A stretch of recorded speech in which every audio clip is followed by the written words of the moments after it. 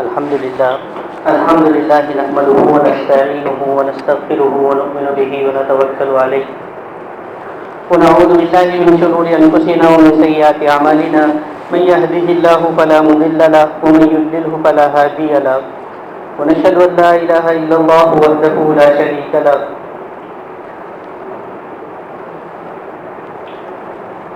ونشهد أن سيدنا مولانا محمدا عبده ورسوله صلى الله عليه وعلى آله وأصحابه وأزواجه أما بعد.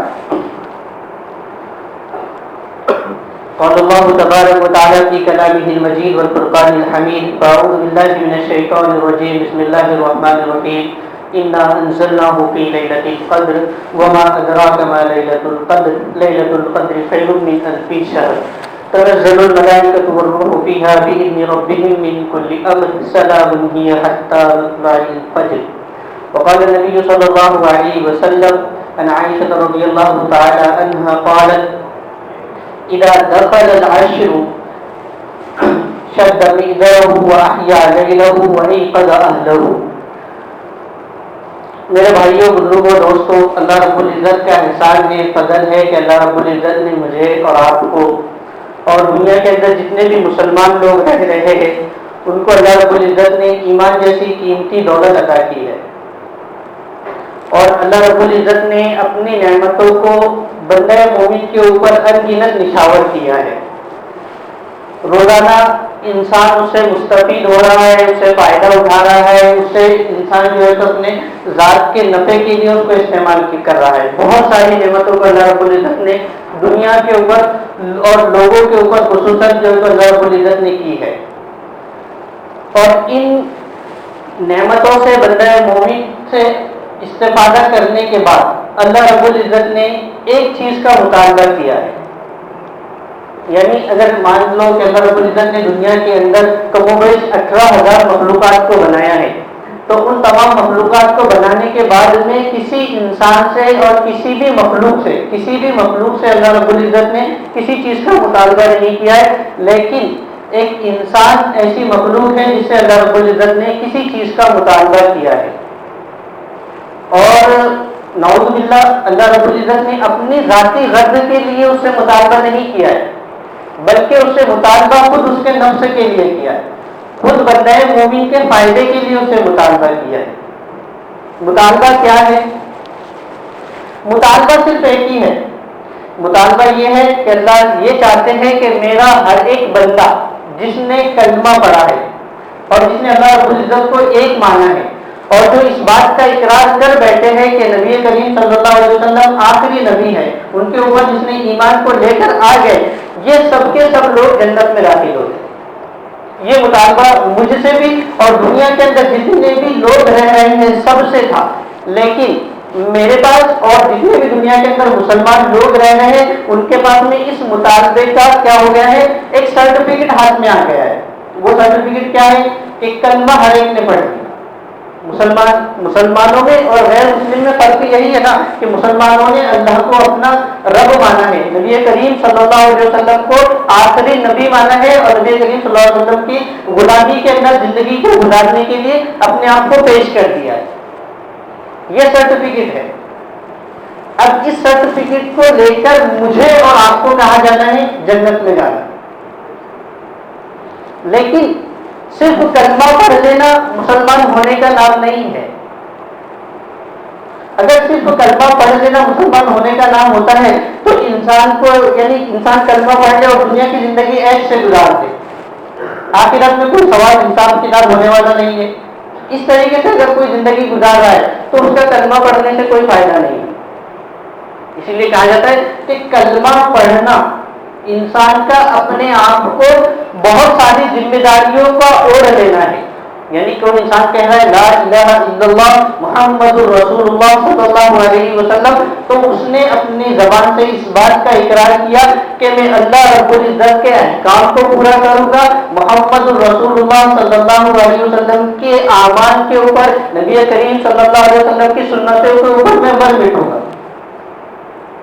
اس بات کا اقرار کرنا یہ کلمے کی زندگی ہے. یعنی کلمہ لفظ ہے، 24 الفاظ کو ادا کر دینے کا نام نہیں ہے، بلکہ ان 24 الفاظ کے تحت اپنی زندگی کو گزارنے کا نام کیا ہے؟ کلمہ ہے۔ اس لیے کہا نا کہ من اول کلامہ وآخر کلامہ لا الہ الا اللہ دخل الجنہ، کہ جس کا آخری کلمہ لا الہ الا اللہ ہوگا وہ جنت میں داخل ہو جائے گا۔ لیکن یہ کب ہوگا کہ میرے اوپر، یعنی یہ بات کب ثابت ہوگی کہ میرا آخری کلمہ، یعنی میری جب روح نکل رہی ہے یا کسی بھی بندہ مومن کی روح نکل رہی ہے اور روح کو نکلتے وقت میں اس کی زبان کے اوپر کلمہ آ جائے گا۔ کلمہ کب آئے گا؟ آپ نے دیکھا ہوگا جو لوگ دنیا کے اندر جو بھی کام کرتے ہیں، مثلا کوئی اگر اپنی گاڑی چلانے کا کام کرتا ہے، کوئی ڈرائیور ہے یا کوئی پیشے سے اپنی کوئی لوری کے اوپر جو ہے تو اس نے کیا کیا ہے، کوئی ہتھ گاڑی لگا کر کام کر رہا ہے، اس کا کام چلانے کا ہے، تو دن میں جو چلاتا ہے وہ تو رات میں ہوتے وقت بھی کیا ہوتا ہے، اس کی زبان سے وہ کلمات نکل جاتے ہیں۔ کیوں؟ اس لیے کہ دن بھر اس نے یہ رٹ لگائی تھی، تو رات میں بھی خوف کی حالت میں، بیداری کی حالت نہیں بلکہ خواب کی حالت ہے، اس کے اوپر نیند تاری ہے، اسے کچھ نہیں معلوم کہ اس کے آس پاس میں کیا ہو رہا ہے، لیکن زبان سے کیا ہو رہا ہے، کلمات نکل جا رہے ہیں۔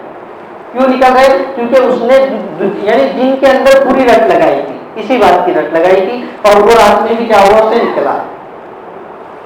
تو کلمے کو جتنا ہم بولتے رہیں گے اور کلمے کے مطابق جتنی میری اور آپ کی زندگی گزرے گی تو وہ کلمہ میرے اور آپ کی زندگی کے اندر آتا رہے گا، اور اگر قیامت کے دن مجھے بھی اور آپ کو بھی کیا کرے گا، وہ کلمہ فائدہ دے گا۔ تو بیان اللہ رب العزت نے ہم پر یہ احسان تو کر دیا ہے کہ ہمیں کلمہ عطا کیا، مسلمان بنایا ہے، اور مزید احسان اللہ رب العزت نے مجھ پر اور آپ پر کیا کیا کہ نبی کریم صلی اللہ علیہ وسلم کی امت میں پیدا کیا۔ وقت کے کئی نبیوں نے اللہ نے یہ درخواست کی تھی کہ اللہ ہمیں جو ہے تو نبی آخری الزماں صلی اللہ علیہ وسلم کی امتی بنا، لیکن کسی کی یہ درخواست تو قبول نہیں ہوئی، صرف حضرت عیسیٰ علیہ السلام کے علاوہ، کیونکہ مشیت عزوی اور اللہ رب العزت کا یہ حکم تھا، اور اللہ رب العزت نے یہ تکوینی طور پر لکھ دیا تھا کہ حضرت عیسیٰ علیہ السلام کو ہم جو تو دنیا سے زندہ اٹھا لیں گے اور روز قیامت سے ان کو دنیا میں بھیجیں گے، وہ نبی کریم صلی اللہ علیہ وسلم کے امتی ہوں گے، اور پھر ان کو جو ہے تو اپنی یعنی طبعی موت ہوگی۔ حضرت عیسیٰ علیہ السلام کے ساتھ یہی واقعہ ہوا ہے، قرآن کریم نے یہی کہا ہے نا کہ ولا قتلوہ ولا وما صلبوہ ولکن شبہ لہم، نہ انہیں قتل کیا گیا نہ انہیں سولی دی گئی، بلکہ ان کو کیا کر دیا گیا، آسمان پر اٹھا دیا گیا۔ اور حدیث میں نبی کریم صلی اللہ علیہ وسلم نے بتایا کہ قرب قیامت میں وہ اپنے ظہور ہوگا ان کا، اور آنے کے بعد میں پھر وہ جو ہے کیا ہوگا، اپنی طبیعی موت مرے گی۔ بہرحال خطبے کے دوران میں نے آپ حضرات کے سامنے جو سورت کی تلاوت کی ہے وہ سورۃ القدر ہے۔ سورۃ القدر یعنی سورۃ القدر کہہ لو یا یہ کہہ لو کہ لیلۃ القدر کس کو کہتے ہیں، قدر والی رات کس کو کہتے ہیں؟ تو سب سے پہلے اللہ رب العزت نے اپنے کلام کے اندر فرمایا انا انزلناہ فی لیلۃ القدر، کہ ہم نے قرآن حکیم کو لیلۃ القدر کے اندر اتارا۔ انا انزلناہ فی لیلۃ القدر، ہم نے قرآن کریم کو لیلۃ القدر کے اندر کیا ہوا، اتارا ہے۔ آگے اللہ رب العزت نے فرمایا وما ادراک ما لیلۃ القدر، اے نبی کریم صلی اللہ علیہ وسلم آپ کو معلوم ہے لیلۃ القدر کیا ہے؟ پھر خود ہی بتا ہے لیلۃ القدر خیر من الف شہر، لیلۃ القدر 1000 مہینوں سے افضل رات ہے۔ لیلۃ القدر خیر من الف شہر، اب اس میں کیا ہوتا ہے، پھر آگے خود اللہ رب العزت فرمائے تنزل الملائکۃ والروح فیہا بإذن ربہم من کل امر، کہ اس میں حضرت جبرائیل علیہ السلام فرشتوں کی جماعت کے ساتھ میں زمین پر اترتے ہیں ہر ایک امر کو لے کر، بإذن ربہم من کل امر، ہر ایک امر کو لے کر یہ زمین کے اوپر کیا ہوتے ہیں، اترتے ہیں۔ مفسرین کرام اور اسی طریقے سے نبی کریم صلی اللہ علیہ وسلم کی احادیث سے اس بات کو جو تو ثابت کیا گیا ہے کہ ہر ایک امر کو اترنے سے مراد یہ ہے کہ اللہ رب العزت کے پاس سے ایک انسان کے سال بھر کی تقدیر کو لکھ دیا جاتا ہے اس رات میں، اور فرشتوں کے سپرد کر دیا جاتا ہے۔ مثلا مان کے چلو کہ عبداللہ بھائی کی زندگی ہے، تو عبداللہ بھائی کی زندگی کے اندر یعنی اس سال کے اندر عبداللہ بھائی کے ساتھ کیا کیا معاملات ہونے والے ہیں، عبداللہ بھائی اس سال کے اندر کتنا پیسہ کمائیں گے، کتنا رزق وہ کھائیں گے، کتنی جگہ پر ان کا جانا آنا ہوگا، اور کیا کیا ان کی ایکٹیویٹیز ہوں گی، وہ سب کے سب لے کر جو تو فرشتوں کے سپرد کر دیا جاتا ہے۔ تنزل الملائکۃ والروح فیہا بإذن ربہم من کل امر، تمام کے تمام معاملات کو کیا کر دیا جاتا ہے؟ فرشتوں کے سپرد کر دیا جاتا ہے. سلام ہی حتی مطلع الفجر، اور یہ رات سراپا سلامتی ہوتی ہے طلوع فجر تک. اب لیلۃ القدر، اس رات کا لیلۃ القدر کیوں نام پڑا؟ یعنی اس رات کو قدر والی رات کیوں کہا جاتا ہے؟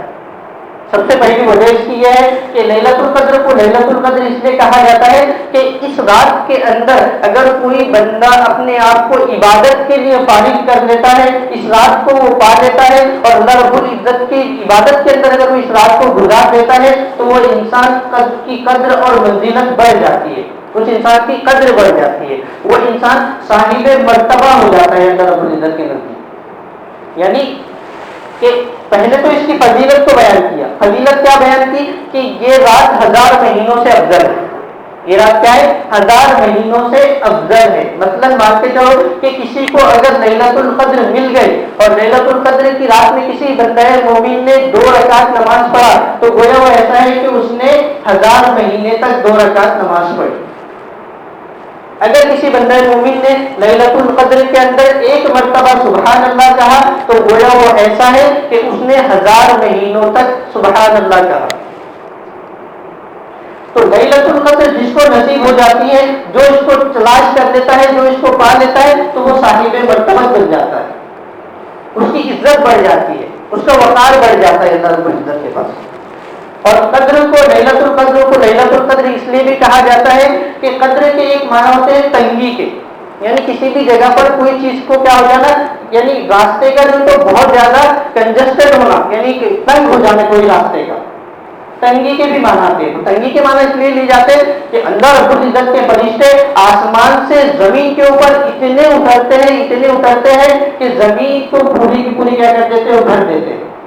حدیث میں آتا ہے جناب نبی کریم صلی اللہ علیہ وسلم نے فرمایا کہ لیلۃ القدر کے اندر کوئی بھی بندہ مومن کھڑے بیٹھے یا لیٹے جو بھی عبادت کرتا ہے، جو بھی وہ دعا مانگتا ہے، تو ہر ایک کی دعا کے اوپر ایک فرشتہ کیا کہتا ہے؟ آمین کہتا ہے. تو اتنے کثرت سے اللہ رب العزت کیا کرتے ہیں؟ اس رات کے اندر فرشتوں کو اتارتے ہیں. اب لیلۃ القدر، یہ ایک سوال ہمارے ذہن میں آنا چاہیے کہ لیلۃ القدر کیا 27ویں شب کو ہی ہوتی ہے یا لیلۃ القدر کے لیے کوئی دن متعین ہے؟ تو میرے بھائیوں، نبی کریم صلی اللہ علیہ وسلم کی حدیث سے معلوم ہوتا ہے کہ نبی کریم صلی اللہ علیہ وسلم نے ایک مرتبہ صحابہ رضی اللہ تعالیٰ عنہم کو لیلۃ القدر کی خبر دینے کے لیے آئے. خرجت، نبی کریم صلی اللہ علیہ وسلم فرماتے ہیں خرجت لأخبركم بلیلۃ القدر فتلاقی فلان وفلان رفع فعسى ان يكون خيرا له فالتمسوا في السبع والتسع والخمس. نبی رحمت صلی اللہ علیہ وسلم فرمائے کہ میں اپنے حجرے سے باہر نکلا تھا، صحابہ رضی اللہ تعالیٰ عنہ کے پاس میں آیا تھا، اور آنے کا کیا مقصد تھا؟ لأخبركم بلیلۃ القدر، کہ میں تم کو لیلۃ القدر کے بارے میں خبر دے دوں کہ لیلۃ القدر کی رات کون سی شب میں ہوتی ہے. فتلاقی فلان وفلان، 2 آدمیوں میں لڑائی ہو رہی تھی. فرفع، تو مجھ سے وہ تعین کو کیا کر دیا گیا؟ اٹھا لیا گیا. فعسى ان يكون خيرا له، امید ہے کہ تمہارے لیے کیا ہو؟ بہتر ہو. فالتمسوها في السبع والتسع والخمس، اس کو تلاش کرو 27ویں شب میں، اس کو تلاش کرو 25ویں شب میں، اور اس کو تلاش کرو 29ویں شب میں. اسی لیے نبی کریم صلی اللہ علیہ وسلم کی دوسری حدیث سے معلوم ہوتا ہے کہ تحروا لیلۃ القدر فی السبع والتسع والخمس، کہ لیلۃ القدر کو کیا کرنا ہے؟ تحروا لیلۃ القدر فی الوتر من العشر الاواخر من رمضان.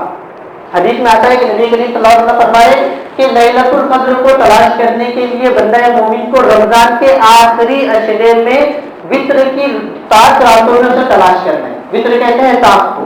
تاک رات کیا ہوتی ہے؟ کہ مطلب رمضان کا آخری عشرہ شروع ہو گیا، 20 رمضان کی رات 20 رمضان کا جیسے ہی بندہ مومن افطار کرتا ہے تو اس کے بعد میں 21ویں شب کی ہو جاتی ہے. تو 20 رمضان کی ایک رات اس کو 21ویں شب کہا جائے گا. 22 رمضان کی ایک رات اسے 23 شب کہا جائے گا. اسی طریقے سے 24 رمضان کے افطار کے بعد کی جو رات ہوگی اسے کیا کہا جائے گا؟ 25ویں شب کہا جائے گا. اور 26 رمضان کے افطار کے بعد کی جو رات ہوگی اسے 27ویں شب کہا جائے گا. اور 28ویں رمضان کے بعد یعنی 28ویں روزے کے افطار کے بعد کی جو رات شروع ہوگی اسے 29ویں شب کہا جائے گا. تو ان چاروں شبوں یعنی ان 5 شبوں کے اندر ہمیں لیلۃ القدر کو کیا کرنا ہے؟ تلاش کرنا ہے. اب میرے اور آپ کے ذہن کے اندر یہ سوال پیدا ہوگا کہ کیوں اس کی تعین اٹھا لی گئی؟ تعین کیوں اٹھا لی گئی؟ کیوں نہیں ہمیں بتلا دیا گیا کہ میں 27ویں شب کو منع ہو لیلۃ القدر؟ بہت ساری حکمتوں کو علماء کرام نے لکھا ہے اور ان تمام حکمتوں میں سب سے بڑی حکمت یہ تھی کہ حکمت یعنی اس کی تعین کو اٹھانے کا ایک جو سبب ہے نا کہ فلاں فلاں کے درمیان میں جھگڑا ہو رہا تھا، جھگڑے کی وجہ سے وہ اٹھا لی گئی، یہ اس کی ایک وجہ ہے. لیکن حکمت اور یہ بھی بتلائی گئی کہ اگر لیلۃ القدر کی اتنی بابرکت رات اگر کسی کو تعین کے ساتھ بتلا دی جاتی، یعنی مطلب مان کے چلو کہ مجھے یہ معلوم ہو جاتا کہ 25ویں شب کو ہی لیلۃ القدر ہے، اور اگر میری طبیعت کے اندر سستی ہے، میری طبیعت کے اندر کیا ہے؟ کاہلی ہے، اور میں طبیعت سے خوشی یعنی میری طبیعت نہیں چاہتی ہے کہ میں عبادت کروں کر کے، میری طبیعت کے اندر سستی ہے اور میں اتنی بابرکت رات کو چھوڑ کر کیا کروں؟ مست سو جاؤں، تو پھر کیا ہوگا؟ اس لیلۃ القدر کی کیا ہوگی؟ توہین ہوگی. اس کو جو اہمیت ملنی چاہیے تھی وہ اہمیت نہیں ملے گی، اور اہمیت نہیں ملنے کی وجہ سے کیا ہوگا کہ امید ہے اس بات پھر سے ڈر ہے، یعنی اس بات کا ڈر ہے کہ اللہ رب العزت نے اتنی بابرکت رات آپ کو عطا کی تھی اور آپ جو تو اپنے مست مزے میں رہے تو یہ اللہ کے عذاب کو دعوت دینے والا نہ ہو جائے. کیونکہ علماء کرام لکھتے ہیں کہ ایک شخص وہ ہے جو نماز کو نہیں پڑھتا ہے، اور ایک شخص وہ ہے جو نماز پڑھتا ہے لیکن نماز کی توہین کرتا ہے.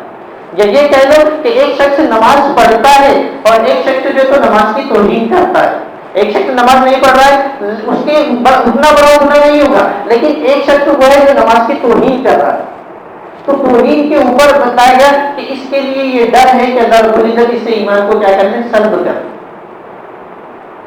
ایمان کو اللہ رب العزت سے کیا کر دیں گے؟ سلب کر دیں گے. تو بہرحال لیلۃ القدر کی رات کی بہت ساری حکمتیں علماء کرام نے لکھی ہے کہ اس کی رات کی تعین کو کیوں ہٹا دی گئی. لیکن مجھے اور آپ کو ایک بات جو اس کے اندر ملتی ہے وہ یہ ملتی ہے کہ جھگڑا کتنا مبعوث عمل ہے.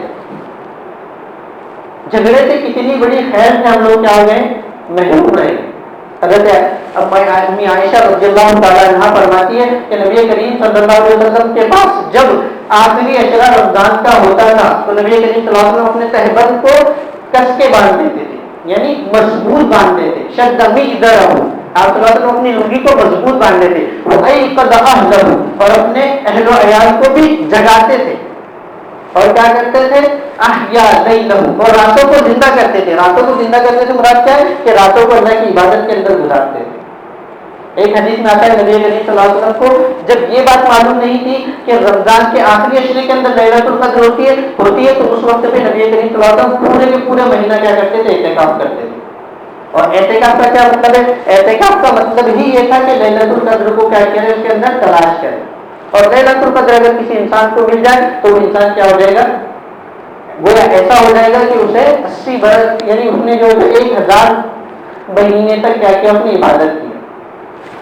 اصل میں یہ جو لیلۃ القدر مجھے اور آپ کو دی گئی ہے نا، اس میں نبی کریم صلی اللہ علیہ وسلم کے عمل کا اور صحابہ رضی اللہ تعالیٰ عنہ کی تمنا کا بڑا عمل دخل ہے. کیا ہوا تھا کہ نبی کریم صلی اللہ علیہ وسلم کے پاس حضرت جبرائیل علیہ السلام آئے، اور حضرت جبرائیل علیہ السلام نے حضرت یوشع بن نون، حضرت ایوب علیہ السلام اور اسی طریقے سے بنی اسرائیل کے ایک مجاہد کا واقعہ ذکر کیا، ان کی عبادتوں کو ذکر کیا. حضرت ایوب علیہ السلام کو اللہ رب العزت نے بہت لمبی عمر دی تھی. حضرت یوشع بن نون کو اتنی عمر دی کہ اللہ رب العزت نے 1000 سال سے زیادہ جو زندگی کے اندر ہے، اور 1000 سال تک انہوں نے اللہ رب العزت کی عبادت کی.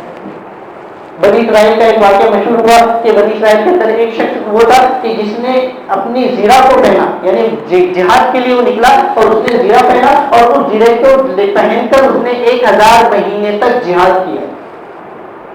تو صحابہ رضی اللہ تعالیٰ بیٹھے تھے آپ صلی اللہ علیہ وسلم کے پاس. جب آپ صلی اللہ علیہ وسلم کی زبان سے ان کے پاس یہ کلمات پہنچے تو نبی کریم صلی اللہ علیہ وسلم حدیث کے الفاظ ہے کہ نبی کریم صلی اللہ علیہ وسلم نے فرمایا کہ فعجب رسول اللہ صلی اللہ علیہ وسلم والمسلمون، کیا ہوا کہ نبی کریم صلی اللہ علیہ وسلم کو تعجب ہوا اور صحابہ رضی اللہ تعالیٰ عنہ کو تعجب ہوا. کیا تعجب ہوا؟ یا اللہ یہ کیا معاملہ ہے کہ میری امت کے لیے آپ نے 60 سال کی عمر دی ہے، کسی کو 50 سال کی عمر دی ہے، کسی کو 90 سال کی عمر دی ہے، بہت کم لوگ ہیں جو 100 سال تک پہنچ جاتے ہیں. تو پھر معاملات میں یعنی عبادت کے اندر یہ لوگ ان تک کیسے پہنچے گے؟ یعنی یا تو یہ کرو کہ میری امت کی عمروں کو بڑھا دو، ہم لوگ تو یعنی اس مرتبے کو نہیں پہنچو گے. تو پھر نبی کریم صلی اللہ علیہ وسلم کو شب قدر کا تحفہ دیا. شب قدر کے بارے میں بتایا گیا کہ لیلۃ القدر خیر من الف شہر، کہ لیلۃ القدر کی ایک رات ایسی ہے کہ اس میں اگر آپ عبادت کرو گے تو وہ ایسے ہے کہ آپ نے 1000 مہینے کیا کی عبادت کی. یہ لیلۃ القدر کی رات ہے.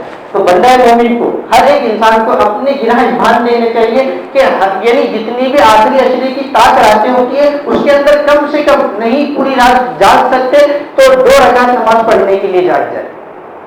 یعنی 21ویں شب کو 2 رکعت نماز پڑھ لے رات کو اٹھ کر. اسی طریقے سے 23ویں شب کو اٹھ کر 2 رکعت نماز پڑھ لے. 25ویں شب کو اٹھ کر 2 رکعت نماز پڑھ لے. اسی طریقے سے 27 اور 29ویں شب کو اٹھ کر 2 رکعت نماز پڑھ لے اور جتنے نیک عمل کر سکتے ہیں کر لیں تواتر کے ساتھ میں. کیا ہوگا کہ اگر آپ کو جو کوئی انسیڈنٹ اگر آپ کو لیلۃ القدر مل گئی تو گویا ایسے ہے کہ آپ نے 2 رکعت نماز ایسی پڑھی کہ 80 سال تک جو آپ کی کیا ہوگی 2 رکعت نماز ہو گئی. یہ خیر آپ کو مل گیا. اسی طریقے سے نبی رحمت صلی اللہ علیہ وسلم نے فرمایا من قام فی لیلۃ القدر ایمانا واحتسابا غفر له ما تقدم من ذنبه، کہ نبی کریم صلی اللہ علیہ وسلم فرماتے ہیں کہ جو شخص لیلۃ القدر کی رات میں ایمان کے ساتھ اور اپنے ثواب کی نیت کے ساتھ میں کھڑا رہا، یعنی عبادت کے لیے اپنے آپ کو فارغ کیا، تو اللہ رب العزت اس کے پچھلے تمام گناہ کو معاف کر دیتے. یہ اللہ رب العزت کا اس میں کیا ہوتا ہے؟ انعام ہوتا ہے. یہ رات بڑی قدر و منزلت والی رات ہے. حضرت عائشہ صدیقہ رضی اللہ تعالیٰ عنہا نے نبی کریم صلی اللہ علیہ وسلم سے پوچھا، اے اللہ کے رسول صلی اللہ علیہ وسلم ارائیت ان علمت ای لیلۃ القدر، اے اللہ کے رسول اگر میں یہ جان دوں کہ کون سی رات لیلۃ القدر کی رات ہے، ماذا اقول، میں اس میں کیا کروں؟ یعنی آپ کا کیا رائے ہے؟ ماذا اقول، آپ کی کیا رائے ہے؟ نبی رحمت صلی اللہ علیہ وسلم نے پوری اللہم انک عفو تحب العفو فاعف عنی، کہ عائشہ اس میں آپ یہ دعا کرو، اے اللہم انک عفو، اے اللہ آپ معاف کرنے والے، تحب العفو، اور معافی کو کیا کرتے ہیں؟ پسند کرتے ہیں، فاعف عنی، مجھے معاف کر دے. تو لیلۃ القدر کی رات کے اندر اللہم انک عفو تحب العفو فاعف عنی یہ دعا کا بھی اہتمام کرنا چاہیے. اب لیلۃ القدر کی رات کے اندر اللہ رب العزت بہت سارے لوگوں کی کیا کرتے ہیں؟ مغفرت کرتے ہیں. لیکن اس رات کے اندر کچھ لوگ ایسے ہیں جو اس مغفرت کی رات سے محروم رہ جاتے ہیں، جن سے اللہ رب العزت رحمت کی نگاہ سے نہیں ڈالتے. کون سے لوگ ہوتے ہیں وہ؟ سب سے پہلے فرمایا آپ کا والدین، پہلے وہ شخص ہے جو اپنے والدین کے نافرمان ہیں. دوسرا فرمایا کہ وہ لوگ جو رشتے ناتوں کو توڑنے والے ہیں، جو رشتوں کو قطع کرنے والے ہیں. تیسرا فرمایا وہ شخص ہے جو شراب کا عادی ہے. چوتھا وہ شخص ہے جو کینہ رکھنے والا ہے. اب اگر کسی بندے کے اندر یہ چیز ہے، یعنی اگر اس نے اپنے دل کے اندر کینہ رکھا ہے تو ابھی بیٹھے بیٹھے وہ تہیہ کر لے کہ میں اپنے سینے کو کینے سے پاک کر دوں. کسی کے بارے میں بغض حسد اگر میرے دل کے اندر ہے تو میں اس کو نکال دوں. نبی کریم صلی اللہ علیہ وسلم کی مجلس میں ایک صحابی اپنا جوتا اٹھا کر لے کر آیا تو نبی کریم صلی اللہ علیہ وسلم نے فرمایا ہے کہ یہ جنتی آ رہا ہے. صحابہ رضی اللہ تعالیٰ عنہ کو بڑا تعجب ہوا. 3 دن تک مسلسل یہ واقعہ پیش آیا. تو ایک صحابی کو تجسس ہوا کہ ان کا کیا عمل ہے کہ نبی رحمت صلی اللہ علیہ وسلم بڑی مجلس کے اندر ان کو جنتی ہونے کی بشارت دے رہے ہیں. تو وہ ان کے پاس مہمان ہونے کی غرض سے 2-3 دن کا قیام کیا کہ دیکھو کہ کیا عمل ہے، ایسا کیا عمل ہے ان کا کہ جو یعنی ان کو جو جنت کی بشارت دی جا رہی. تو وہ صحابی رضی اللہ تعالیٰ عنہ ان کے پاس میں ٹھہرے، دیکھا کہ عشاء کی نماز ہوئی. عشاء کی نماز کے بعد میں انہوں نے جو معاملات کرنے سے کر لیے اور کرنے کے بعد میں سو گئے. 3 دن تک انہوں نے دیکھا کہ کوئی خاص عمل نہیں ہے. تہجد کی نماز میں بھی پڑھ رہا ہوں، تہجد کی نماز وہ بھی پڑھ رہے ہیں، 5 وقت کی نماز میں وہ بھی حاضر ہوتے ہیں، نبی کریم صلی اللہ علیہ وسلم کی مجلسوں کے اندر وہ بھی بیٹھتے. ان کا کوئی ایسا بہتے والا کوئی دکھا نہیں مجھے ان صحابی کو. تو صحابی کو تجسس کی جب شدت بڑھ گئی تو پوچھ لیا کہ میں نے 3 دن تک نبی کریم صلی اللہ علیہ وسلم کو یہ کہتے ہوئے سنا ہے کہ یہ جنتی ہے، یہ جنتی ہے، یہ جنتی ہے، تمہارا کون سا عمل ایسا ہے؟ تو صحابی نے کہا کہ میرا کوئی ایسا عمل خاص نہیں ہے، لیکن ایک عمل میرا ہے کہ میں رات میں سونے سے پہلے اپنے دل کے اندر اگر کسی شخص کے بارے میں کوئی بھی کینہ پیدا ہوتا ہے تو اس کو صاف کر دیتا ہوں، ان کو معاف کر دیتا ہوں۔ یہی تو دعا کے اندر بھی یہی پیغام دیا چلا نا کہ حضرت عائشہ صدیقہ رضی اللہ تعالیٰ عنہا کو کیا کہا گیا، اللہم انک عفو، اے اللہ تو معاف کرنے والا ہے، فاعف عنی، تو حب العفو، اور معافی کو کیا کرتا ہے؟ پسند کرتا ہے، فاعف عنی، مجھ کو بھی کیا کر دے تو معاف کر دے۔ تو کینے سے اپنے سینے کو پاک کرنے والا انسان اس رات کے اندر جو تو کیا رہے گا؟ دائی کے تحصیل رہے گا، اس کو جو تو بشارتیں ملے گی اور اس کو جو ہے تو ثواب ملے گا۔ لیکن اگر کوئی شخص کینے کے ساتھ میں اس رات کے اندر اگر عبادت کر رہا ہے تو اس کی عبادت کا کوئی ثواب اس کو نہیں ملے گا۔ دوسرا ہے حقوق الوالدین، حقوق الوالدین یعنی والدین کا نافرمانی۔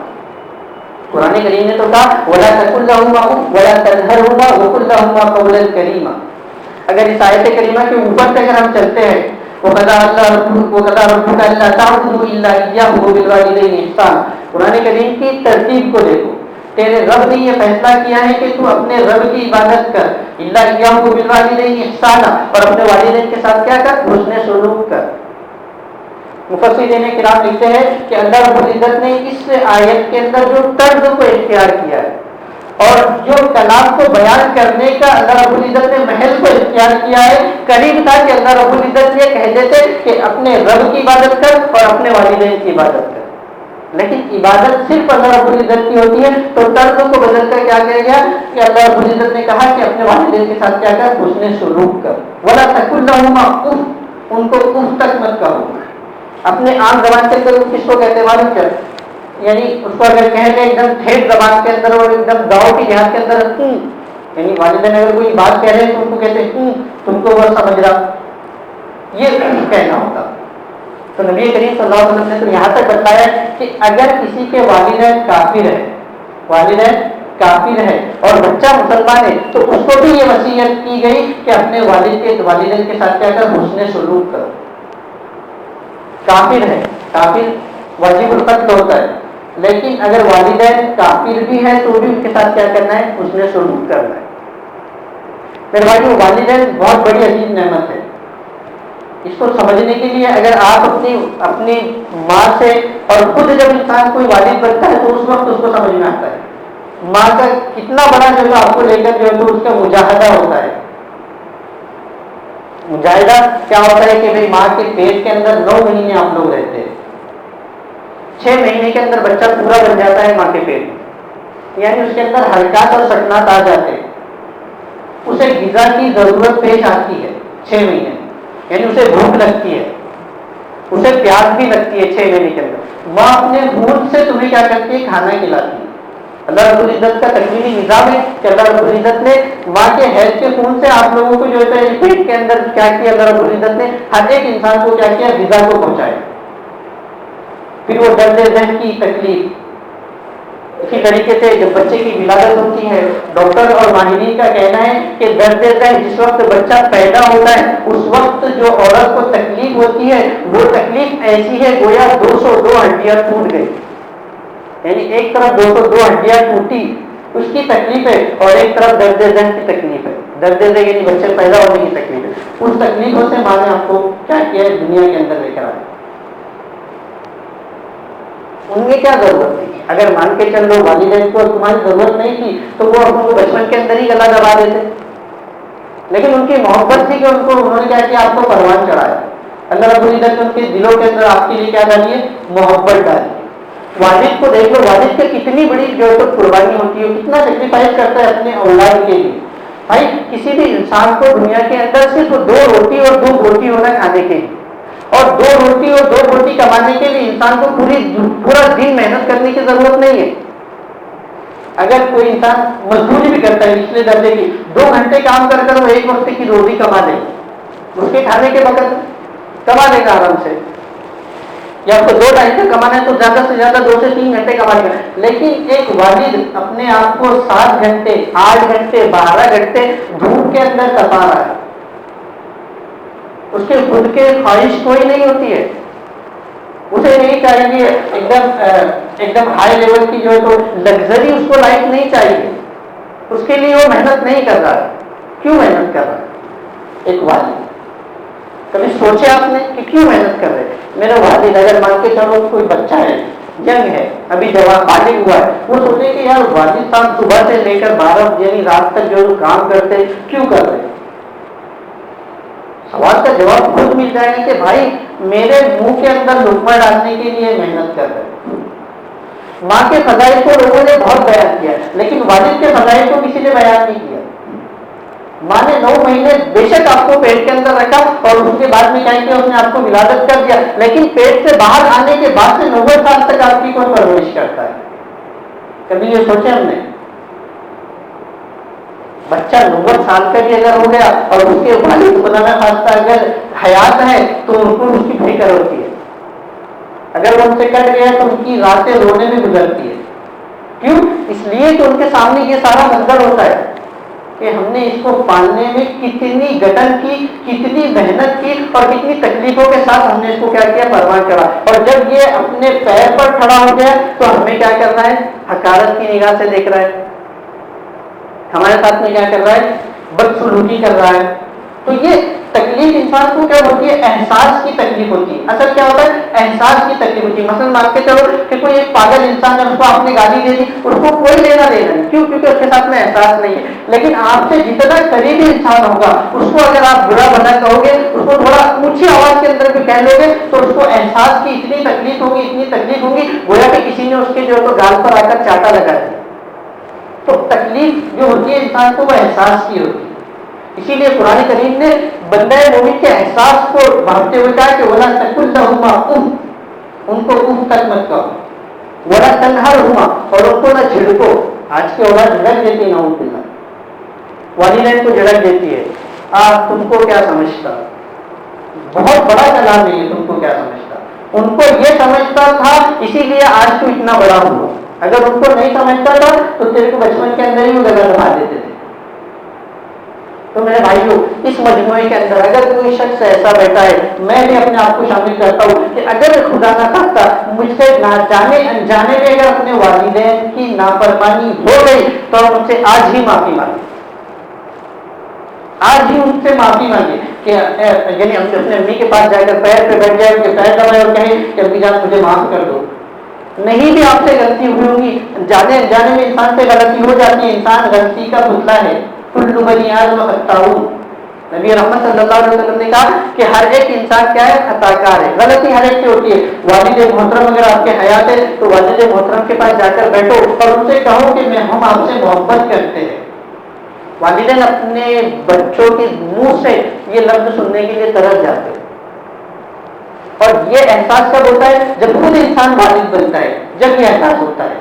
لیکن اگر وہ خود والد نہیں ہے تو والد بن کے اندر اگر اس نے اپنے والدین کے ساتھ میں نافرمانی کا معاملہ کر دیا ہے، کبھی اونچ نیچ ہو گئی تو ابھی اللہ رب العزت نے عمر دی ہے، ابھی اللہ رب العزت نے آپ کی سانسیں آپ کے ساتھ میں رکھی ہے، تو ابھی ان سے کیا کہتے ہیں؟ معافی مانگو. ایسا نہ ہو کہ آپ جو تو بغیر معافی کے چلے جائیں. تاریخ اسلام میں اور صحابہ رضی اللہ تعالیٰ عنہ کے واقعات کے اندر بہت سارے صحابیوں کے یہ واقعات ضرور ملتے ہیں.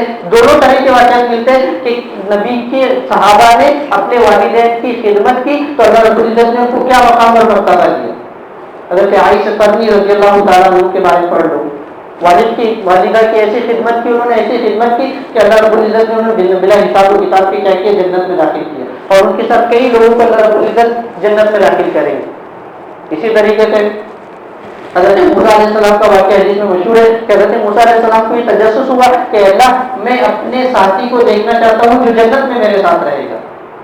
اللہ نے ان کو القاء کیا. کلیم اللہ سے اللہ سے ڈائریکٹ کلام کرتے تھے، جاؤ پڑھو بستی کے اندر ایک کسائی رہتا ہے، وہ آپ کا ساتھی ہے. جا کر دیکھا تو وہ کسائی اپنی ماں کی خدمت کے لیے ہماتن کیا تھا؟ حاضر تھا. ماں کی خدمت اس نے ایسی کی کہ اپنے منہ سے لقمے چبا کر اپنی ماں کے پیٹ میں ڈالتا تھا. تو خدمت کے بلبوتے پر اللہ رب العزت نے کیا کیا؟ ان کو جنت کی بشارتیں دی. موسیٰ علیہ السلام کا جو تو پڑوسی بن گیا، دنیا میں جنت کی بشارت مل گئی. حضرت علقمہ رضی اللہ تعالیٰ عنہ کا واقعہ پڑھ لو کہ ان کی والدہ ان سے جب ناراض ہوئی تو نبی رحمت صلی اللہ علیہ وسلم موجود، تمام صحابہ موجود، اور ان کو کلمے کی تلقین کی جا رہی، ان کی زبان کے اوپر کلمہ نہیں جاری ہو رہا. کیوں نہیں جاری ہو رہا؟ بہت تجربہ کرنے کے بعد، بہت محنت کرنے کے بعد میں اندر کی بات نکل کر آئی کہ ماں ناراض ہے۔ کیوں ناراض ہے؟ بولے زبان بہت سخت تھی ماں کے ساتھ، دن کا روزہ رکھنے والے تھے، رات کے تہجد گزارتے، اللہ کے نبی کریم صلی اللہ علیہ وسلم کے ساتھ میں جہاد کیا تھا، لیکن ماں سے جب بات کرتے تھے تو ماں کے دل کو جو تکلیف ہو جاتے۔ نبی کے صحابی ہے، نبی رحمت صلی اللہ علیہ وسلم کے کون ہے؟ صحابی ہے، جن کے قرآن کریم تعریف کر رہے ہیں، کہ ان کو عابدون کہا، کہ ان کو سابقون کہا، کہ ان کو سائمون کہا، ہر ایک طرح کے کلمات ان کے لیے کہے گئے، لیکن ماں ناراض کی تو کلمہ زبان کے اوپر نہیں آ رہا۔ پھر ماں کو بلایا گیا، معافی تلافی کی گئی، اور معافی تلافی کرنے کے بعد میں کیا ہوا؟ ان کی زبان کے اوپر سے کیا نکلا؟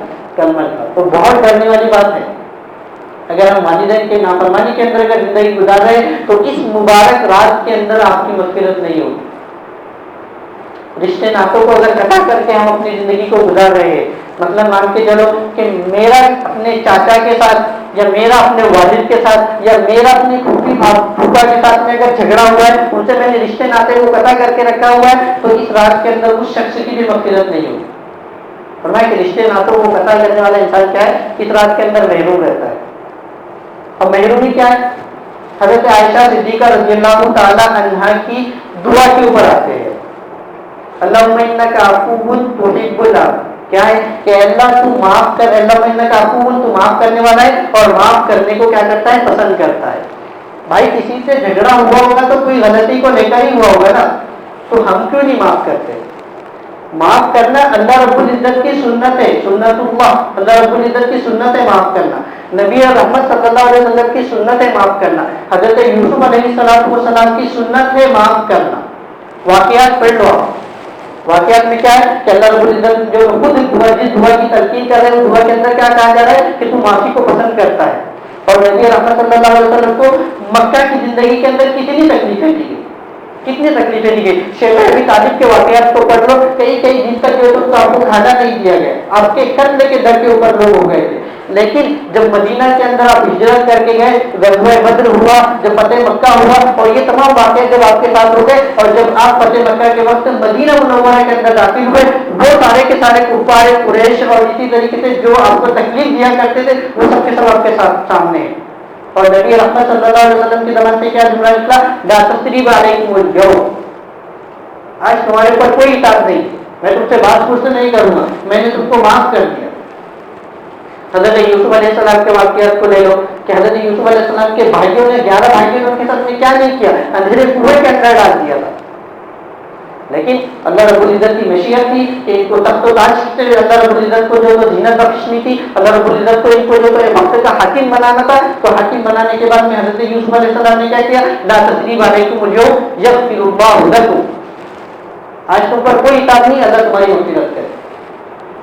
تو معاف کرنا یہ اللہ رب العزت کی سنت ہے، نبیوں کی سنت ہے، تو کیوں نہ بتائیں مومن کے اندر بھی معاف کرنے کی صفت آ جائے؟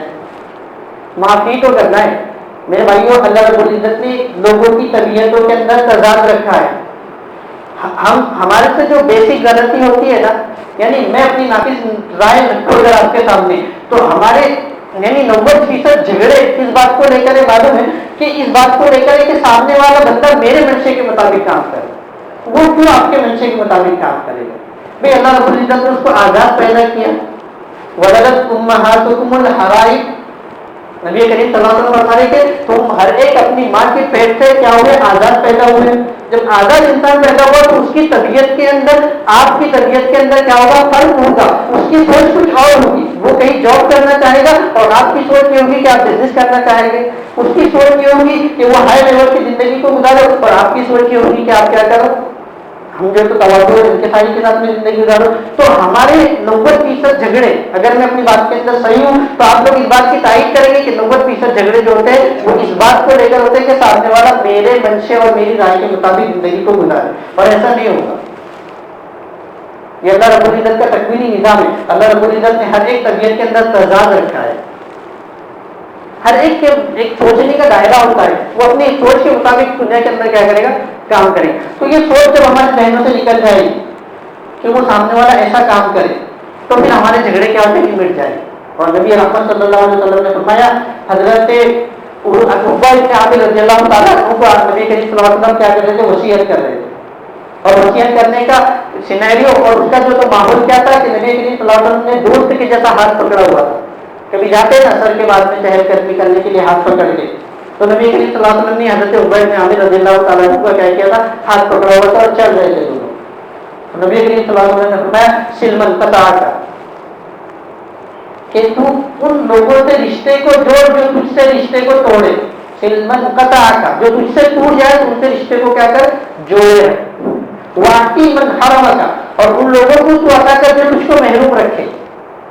واقع من ظلم کا, اور ان لوگوں کو تو معاف کر دے جو تجھ پر کیا کرتے ہیں؟ ظلم کرتے ہیں. اسی لیے حضرت عقبہ بن عامر رضی اللہ تعالیٰ عنہ اسی مجلس کے اندر نبی کریم صلی اللہ علیہ وسلم سے سوال کر دیا. کیا سوال کیا کہ اللہ کے رسول صلی اللہ علیہ وسلم نجات, اللہ نجات کس چیز میں؟ اللہ کے رسول نجات کس چیز میں؟ میں کامیاب ہونا چاہتا ہوں, میں فلاح پانا چاہتا ہوں. تو نبی کریم صلی اللہ علیہ وسلم نے فرمایا امسک علیک لسانک ولیسعک بیتک وابکی علی خطیئتک, کہ اپنی زبان کے اوپر قابو رکھ, ولیسعک بیتک, اپنے گھر کے اندر زیادہ وقت گزار, وابکی علی خطیئتک, اور اپنے گناہوں کے اوپر کیا کر رویا کر. نبی کریم صلی اللہ علیہ وسلم کی دوسری حدیثوں کو اگر ہم ڈھونڈیں تو نبی کریم صلی اللہ علیہ وسلم نے فرمایا کہ جہنم کے اندر بندہ مومن اور مومنہ کو لے جانے والی سب سے بڑی جو چیز ہے وہ انسان کی زبان ہے. تو نبی کریم صلی اللہ علیہ وسلم نے کہا امسک علیک لسانک, اپنی زبان کو قابو میں رکھا کر, بیجا استعمال مت کر. خاموش رہنا بہترین عبادت ہے, تو اپنی زبان کو بیجا استعمال مت کر. ولیسعک بیتک, اور تیرا گھر تیرے لیے کیا ہے؟ کافی ہے. اس کو سمجھنا ہے تو اس طرح سے سمجھو کہ ضرورت حال یعنی ضرورت اصلیہ کے وقت ہی اپنے گھر سے نکلو, اور اس کے علاوہ اپنے گھر میں ہی رہو. مطلب چائے کی ہوٹلوں پہ جو ہماری مجلسیں لگتی ہے اس کی جو تو مذمت کو بیان کیا جا رہا ہے کہ بھائی وقت آپ کو کمانے کا جتنا تھا وہ وقت آپ نے باہر گزار دیا, اب وہ وقت آپ کا بچہ ہے, اس کے اوپر آپ کے بیوی اور بچوں کا حق ہے.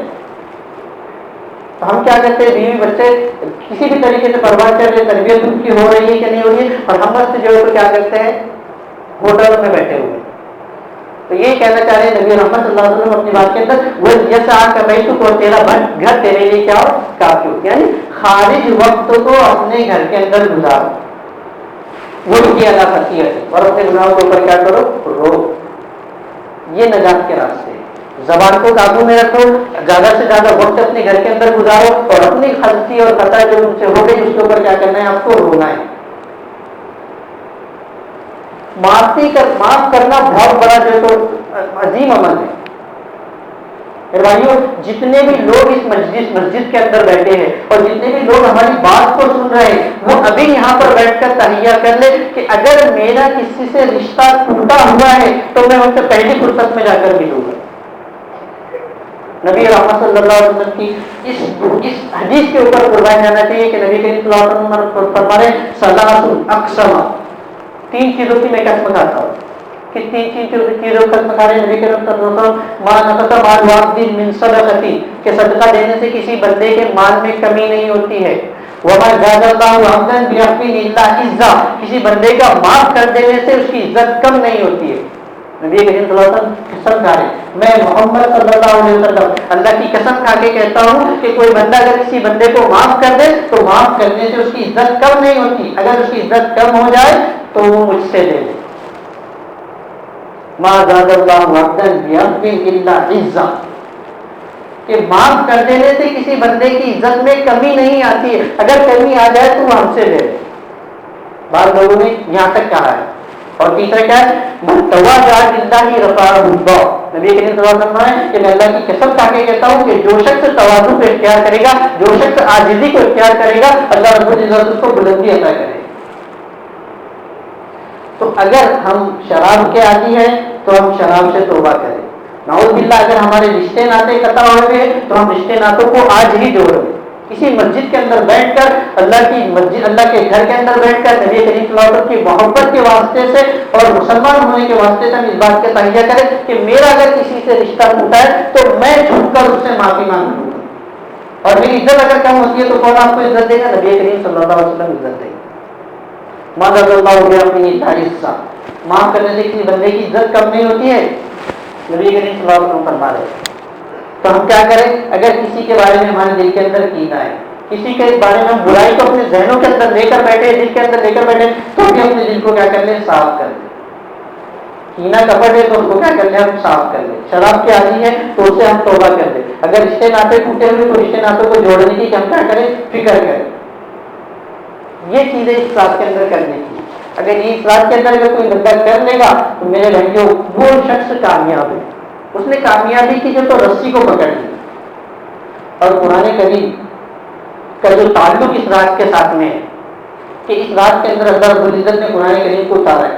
حضرت ابن عباس رضی اللہ تعالیٰ عنہ کی حدیث ہے، انزل اللہ القرآن جملۃ واحدہ من اللوح المحفوظ الی بیت العزہ من السماء الدنیا، کہ اللہ رب العزت نے ایک وقت میں قرآن کریم کو پورا کا پورا لوح محفوظ سے لے کر آسمانی دنیا کے اوپر اتار دیا۔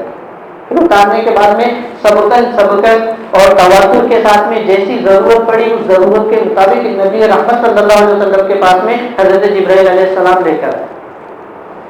اور قرآن مثلا قرآن کا جو میسج مجھے دینا ہے آپ کو، وہ میسج یہ ہے کہ قرآن ختم کرنے کی چیز نہیں ہے۔ یہ نہ سوچ لے کہ ہم نے 27ویں شب کے اندر قرآن کو ختم کر لیا، اب اس کو جزدان میں ڈال کر پاک میں رکھ دینا ہے اور آئندہ رمضان کے اندر اس کو اٹھائے۔ نہیں میرے بھائیوں، چوری کرنا، زنا کرنا، کسی کو گالی دینا، کسی کی غیبت کرنا، کسی کو برا بھلا کہنا اور کسی کے مال کو ہڑپ لینا، اس کو ہم گناہ سمجھتے ہیں، لیکن قرآن کریم کو نہیں سمجھنا یہ اس سے بڑا گناہ ہے۔ قرآن کریم کے بندے کے اوپر 3 حق ہے۔ 3 حق کیا ہے؟ پہلا اس کی تلاوت کرنا، دوسرا حق کیا ہے؟ اس کو سمجھنا، تیسرا حق کیا ہے کہ اس کو دوسروں تک پہنچانا۔ اب مثلا مان کے چلو اس مجمع کے اندر کوئی شخص ایسا بیٹھا ہے جس کو قرآن کریم نہیں آتا ہے، تو وہ قرآن کریم کو سیکھنے کی کوشش کرے تو کوشش کرنے والا انسان اس گناہ سے چھوٹ جائے۔ لیکن اگر ہم ہاتھ پہ ہاتھ رکھ کے دھرے بیٹھے ہیں اور ہم یہ کہہ رہے ہیں کہ حافظ صاحب جو تو رمضان کے اندر آ کر ہم کو پورا قرآن سنا دیں گے، تو اس سے کام نہیں ہونے والا۔ ہر ایک بندے کو خود قرآن کریم کو کیا کرنا ہے؟ پکڑ کے رکھنا ہے۔ ہر ایک کو اس کی تلاوت کا اہتمام کرنا ہے۔ ہرگز قرآن جو ہے تو تاج پہ سجانے کے اوپر نہیں آیا۔ سجانے کے لیے اگر قرآن کریم ہوتا ہے تو نبی کریم صلی اللہ علیہ وسلم اتنی تکلیفوں کی زندگی نہیں گزارتے تھے۔ ایک بار میں آپ صلی اللہ علیہ وسلم کے ہاتھ میں پکڑا دیا جاتا، لو بھائی یہ 30 پاروں کا قرآن ہے اور اس کو اپنی امت کو پڑھ کے سنا دو۔ نہیں، لیکن قرآن کریم کو کیسا اتارا گیا؟ تواتر کے ساتھ اتارا گیا۔ ایک واقعات نبی کریم صلی اللہ علیہ وسلم کو پیش کرنا پڑے، اس واقعات کے پس منظر میں کیا ہوا؟ قرآن کریم اترتا ہے۔ 23 برس کی مدت میں یہ قرآن کریم ہم تک پہنچا ہے۔ تو پڑھنے کا اہتمام کرے، نہیں پڑھنا آتا ہے تو اس کو سیکھنے کا اہتمام کرے، اور اگر پڑھنا آتا ہے تو اس کو سمجھنے کا اہتمام کرے، اور اگر سمجھنا آتا ہے تو اس کو لوگوں تک پہنچانے کا اہتمام کرے۔ پڑھنا، سمجھنا اور لوگوں تک اس کی دعوت پہنچانا، یہ قرآن کریم کے کیا ہے؟ حقوق ہے ہمارے اوپر۔ اگر ہم نے یہ نہیں کیا تو کل قیامت کے دن یہ ہماری گریبان کو پکڑ لے۔ کل قیامت کے دن قرآن کریم کو بھی اللہ رب العزت اختیار دے گی، وہ بھی جو تو جسم کے اعتبار سے جو تمہارے سامنے کھڑا ہوگا۔ اسی لیے قرآن کریم نے کہا نا کہ ایک نبی نے اللہ کے سامنے جو ہے تو شکایت کہ اللہ یہ میری امت ہے جس نے جو ہے تو قرآن کریم کو کیا کر دیا تھا؟ پتے پشت ڈال دیا، چھوڑے رکھا تھا۔ نبی کریم صلی اللہ علیہ وسلم کیا کرے کہ انہوں نے اپنے قرآن کریم کو کیا کر رہے ہیں؟ اتخذوا القرآن مہجورا، انہوں نے قرآن کریم کو چھوڑے رکھا تھا۔ ہماری بھی حالت یہ ہے، سال میں ایک بار قرآن کریم کو کھولتے ہیں۔ بات میری کڑوی ضرور ہے، میں اپنے آپ کو اس میں شامل کرتا ہوں سب سے پہلے، لیکن سوچنے والی بات ہے، ایک فکر دلانے والی بات ہے کہ قرآن کریم کے تئیں ہماری ذمہ داریاں کتنی ہیں اور ہم نے کتنی ذمہ داریوں سے جو ہے تو کیا کیا؟ بروئے کار لایا، اور کتنی ذمہ داریوں کے اوپر ہم 100% کھڑے ہوئے۔ تو یہ کام کرنے کے قرآن کریم ہرگز ختم کرنے والی کتاب نہیں ہے۔ قرآن کریم کو اللہ رب العزت نے جو دنیا کے اندر اتارا ہے، افلا یتدبرون القرآن، قرآن خود حکم دے رہا ہے کہ قرآن پر کیا کرو؟ غور و فکر کرو۔ اب اعلیٰ قلوب اقفالها، کیا ان کے دل مردہ ہو گئے؟ کیا ان کے دلوں کے اوپر تالے پڑ گئے؟ اسی طریقے سے نبی احمد صلی اللہ علیہ وسلم کی زبانی اللہ خود فرمائے واعتصموا بحبل اللہ جمیعا ولا تفرقوا، کہ اللہ کی رسی کو، اللہ کے قرآن کو مضبوطی سے پکڑ لو۔ ہمارے مسلم لوگوں کو 90% ایسے لوگ ہیں جن کو قرآن میں کیا ہے نہیں معلوم۔ مدارس والے کو سمجھ جائیں گے، کافی ان کے لیے نہیں، اتنا کافی نہیں ہے۔ ہر ایک کے گریبان کو کل قیامت کے دن پکڑا جائے گا. ہر ایک سے پوچھو. چاہتا نا کہ ما یزال عبدا من یوم القیامہ کہ بندہ مومن کے قیامت کے دن قدموں کو ہٹنے نہیں دیا جائے گا. اللہ رب العزت اس کے قدم کو ہٹنے نہیں دیں گے جب تک کہ اس سے جو ہے تو 4 چیزوں کے بارے میں سوال نہ کرے. مال کے بارے میں سوال کیا جائے گا, عمر کے بارے میں سوال کیا جائے گا, وقت کے بارے میں سوال کیا جائے گا, علم کے بارے میں سوال کیا جائے گا. یہ تمام چیزوں کے بارے میں. مال دیے تھے, مال کو کہاں خرچے کیا, عمر دیے تھے, عمر کو تم نے کہاں پہ خرچے کیے, وقت دیا ہوا تھا, وقت کو کہاں پر آپ نے خرچے کیا, علم دیا ہوا تھا, علم سے آپ نے لوگوں کو کیا فائدہ پہنچایا. تو میرے بھائیوں, اس رات کے اندر ہمیں اس بات کی فکر کرنی ہے کہ ہماری زندگی کے اندر انقلاب کس طور سے آئے, کس طریقے سے نبی کریم صلی اللہ علیہ وسلم کی سنتوں کے اوپر ہم مر مٹے. نبی کریم صلی اللہ علیہ وسلم کا بہترین مشغلہ کیا تھا؟ قرآن کریم کو پڑھنا تھا.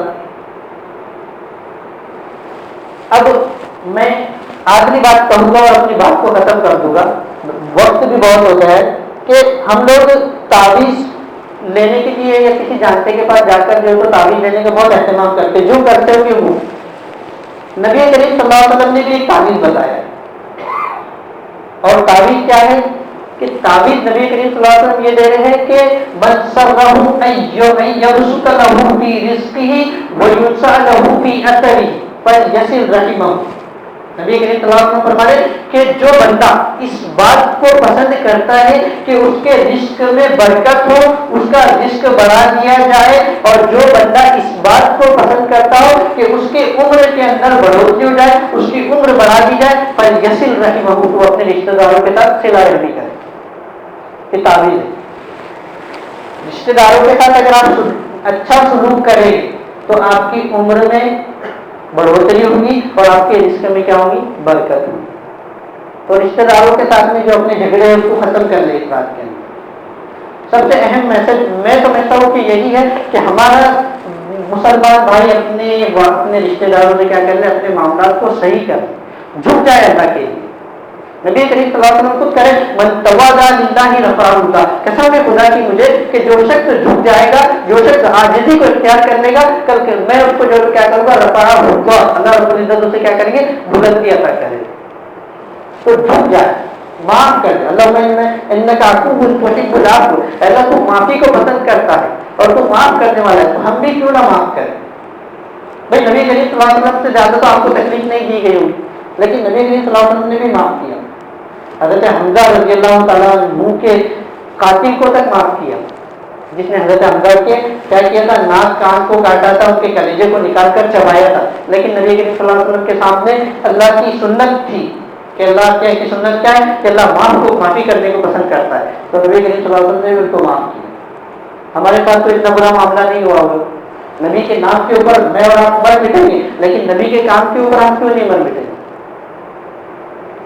ٹھیک ہے, کیونکہ نبی کریم صلی اللہ علیہ وسلم کی وجہ سے ہی اس دنیا کو بنایا گیا. علامہ قاسم نانوتوی رحمۃ اللہ علیہ نے ایک شعر کہا ہے کہ مشیت کے انوار سے سب سے پہلے روح محمد بنایا گیا, پھر اسی روح سے مانگ کر روشنی بھر میں کونوں مکان کو سجایا گیا. اس کو سمجھنا ہے, اس شعر کو ایسا سمجھو کہ اللہ رب العزت نے سب سے پہلے نبی کریم صلی اللہ علیہ وسلم کے نور کو بنایا. جب سب بن گیا تو اس کے بعد میں اسی نور سے تھوڑی سی روشنی مانگ کر کیا کیا گیا, ساری کائنات کو سجایا گیا.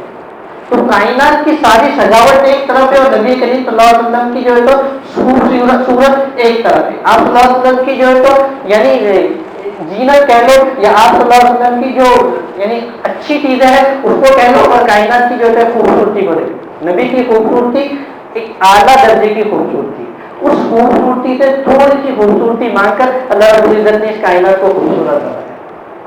تو کیوں نہ میں اور آپ اس نبی کی عمل کے اوپر بن بیٹھے. تو بہرحال وقت کافی ہو گیا ہے, میں آپ لوگوں سے معذرت کروں گا کہ میں نے آپ کا بہت زیادہ وقت لے لیا. بس ایک ہی بات جو ہے تو اس مجموعے سے اٹھتے ہوئے دیکھا جائے کہ اپنے رشتہ داروں سے اگر آپ کا قطع تعلق ہے تو خدا کے لیے نبی کی محبت کے لیے ان کو معاف کر دیں, جھک جائے. اللہ کے نبی سے اپنی عزت کا سوال کر دینے کا خیال رکھیں. کینہ ہے دل کے اندر تو کینے سے اپنے سینے کو پاک کر لیں. اسی طریقے سے اگر کسی شخص کے بارے میں بغض و عناد ہے تو اس کو ہم کیا کر لیں, صاف کر لیں. بغیر دعا کہ اللہ رب العزت مجھے بھی اور آپ کو بھی اس کہی ہوئی باتوں پر عمل کی توفیق عطا فرمائے.